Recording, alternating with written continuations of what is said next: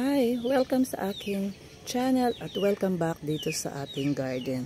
So ngayon guys, ang gagawin ko ay magtitrim ako ng mga bougainvillea natin na malalabong na yung kanyang mga sanga. So dito tayo guys. So ito wala. Tingnan natin dito. Ayan guys oh. Ang kakapal na nila. Ayan oh. Kung makikita nyo. So, ang gagawin ko ngayon ay ititrim ko sila guys. Kasi yung trimming ay importante din sa mga bougainvillea dahil kapag natrim mo sila ay magkakaroon sila ng panibagong bulaklak. At kapag may panibagong bulaklak ay may panibagong sanga ay may panibagong bulaklak din. So, kagaya dito, parang gusto ko munang alisin. Lalaki ng dahon niya guys. So, alisin ko yung, pero titrim ko rin pala. Ito. Yan. Tapos, ayan, may mga sanga na siya dito. Tapos, tanggalin lang natin yung mga tumubo sa kanyang paso. Ayan. Kasi nung mga nakaraan ito, ang liliit pa lang nila. Tapos, ngayon, ayan o, ang lalabong nila. Ayan. So, kagaya dito, halimbawa, pag trinim mo dito, ayan, magkakaroon ng panibagong sanga dito at saka dito. So, maganda rin na natitrim yung ating mga bougainvillea. Ayan. So, bukod sa trimming, syempre, yung pag-fertilize natin. Ayan o, ang lalabong na nila. Ayan. Tanggalin natin tong mga to. Ayan. Magkakaroon ng panibagong usbong dito. So, kapag may mga usbong, may mga patubo, ay magkakaroon din ng panibagong bulaklak. So, ganyan lang yung gawin natin sa ating mga bougainvillea na mahaba na yung kanyang, ayan, super, dati walang sanga ito, ayan, nasa maliit lang, hindi ko pa na ililipat. So ayan, trim lang natin.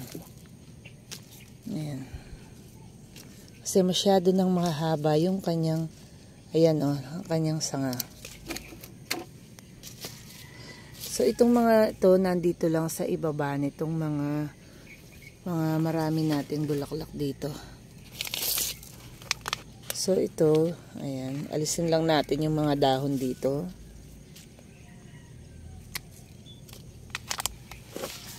So ayan. Ayan ang haba nila. So ito, ayan. So ito hindi ko natatanggalin to. Alisin ko lang yung dahon na na sira, ayan. Tapos, pwede din tayong magbawas ng mga malalaking dahon para yung sustansya ay mapupunta sa iba, mga sanga, at para magkaroon din ng mga bulaklak. So, ayan, ang dami nila doon na malalabong na. Ayan, haba na. Ang haba na ng kanilang mga sanga. So, ayan.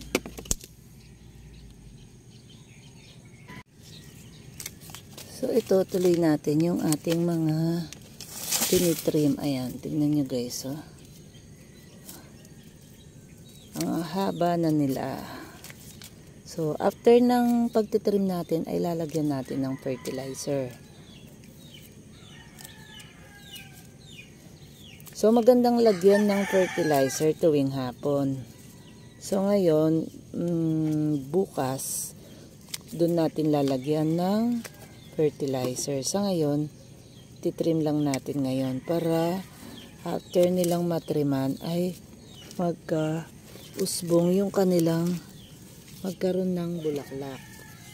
Ang nilalagay ko palang fertilizer guys ay Yaramila Winner. So kung gusto nating mapabulaklak yung ating mga bougainvillea o yung mga tanim natin na namumulaklak ay Yaramila Winner ang nilalagay. So yung mga nandito ko nung nakaraan na mga bagyo, mga umuulan, After nun ay nilagyan ko sila ng Yaramila Winner. Kaya makikita natin yung kagandahan ngayon nila.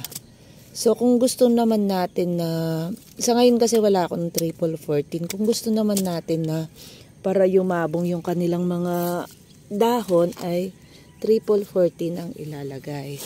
So ngayon, ang nilalagay kong fertilizer ay Yaramila Winner kasi gusto ko silang mapabulaklak. So ayan, tignan nyo ang taas nito. Ayan.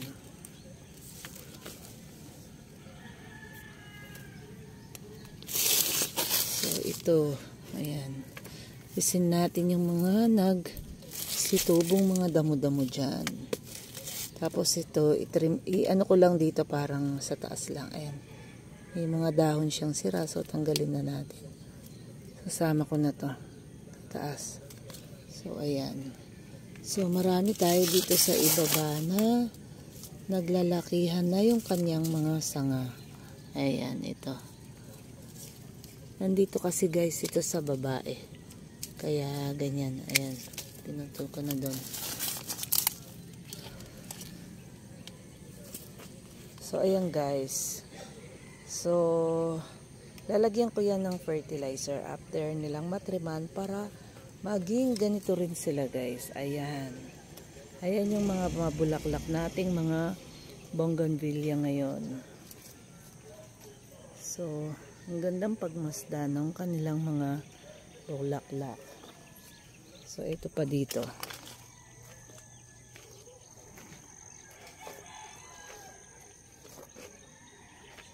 So yan lang guys, share ko lang sa inyo kung paano natin mapapadami yung bulaklak sa pamamagitan ng trimming at syempre yung paglalagay natin ng fertilizer na Yaramila Winner. So, yan lang guys. Thank you. See you next time. Bye. So, ito guys yung ating natriman na. So, ang gagawin natin ngayon ay maglalagay tayo ng fertilizer na Yaramila Winner. So, ayan. Lalagay lang natin. So, depende sa dami ng lupa, laki ng paso, ang paglalagay. So, ako ayan ganyan. In-estimate ko lang tapos dito sa side. So, halos 1/4 lang ng ayan, 1/4 lang ng kutsarita na to or kalahati ng kutsarita.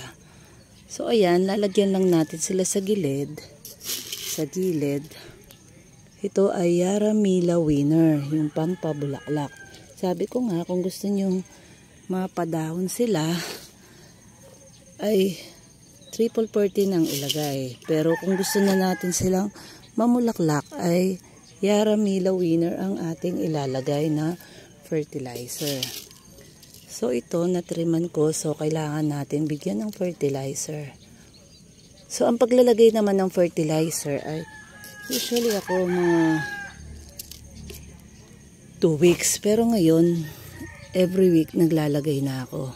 Katulad ng mga nandito ko na mga mabulaklak ay nilagyan ko yan once a week. Kaya ayan, ang dami na nilang bulaklak ngayon. So, ganyan lang.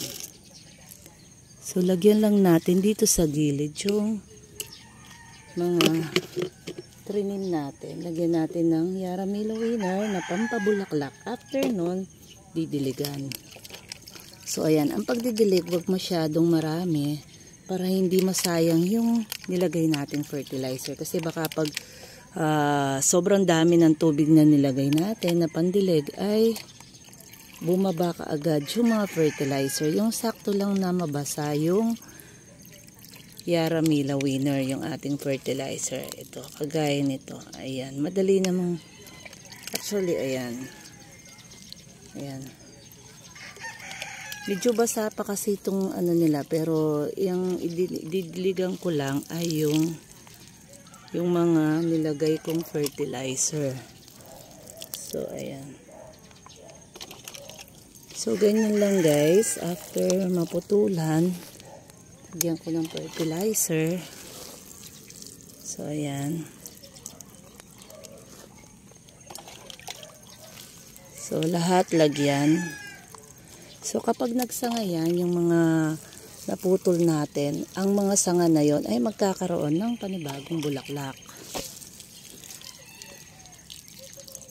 Panibagong sanga at panibagong bulaklak. At ayan, ganyan lang. So ayan.